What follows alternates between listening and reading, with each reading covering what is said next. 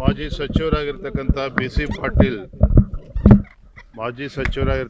B C ಪಾಟೀಲ್ರವರ ಕಿರಿಯ ಅಳಿಯ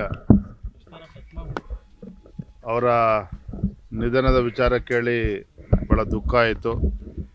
ನಾನು ಕೂಡ ಶಿಕಾರಿಪುರ ಪ್ರವಾಸದಲ್ಲಿದ್ದೆ, ಹಾಗಾಗಿ ವಿಷಯ ಗೊತ್ತಾಗ್ತಿದ್ದಂಗೆ ಬಂದು ಬಿ ಸಿ ಪಾಟೀಲ್ರನ್ನು ಭೇಟಿ ಮಾಡಿ ಅವರಿಗೆ ಧೈರ್ಯ ತುಂಬತಕ್ಕಂಥ ಪ್ರಯತ್ನ ಮಾಡಿದ್ದೇನೆ. ಒಂದು ನೋವನ್ನು ತಡೆದ ಶಕ್ತಿ ಭಗವಂತ ಅವರಿಗೆ ಇಡೀ ಕುಟುಂಬಕ್ಕೆ ದಯಪಾಲಿಸಲಿ ಅಂತೇಳಿ ಭಗವಂತ ನಾನು ಪ್ರಾರ್ಥನೆ ಮಾಡ್ತೀನಿ.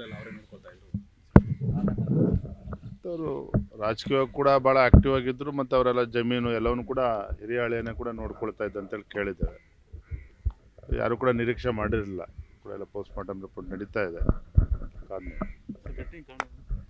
ನಡೀತಾ ಇದೆಪ್ಪ, ಗೊತ್ತಾಗಬೇಕು ಕೂಡ.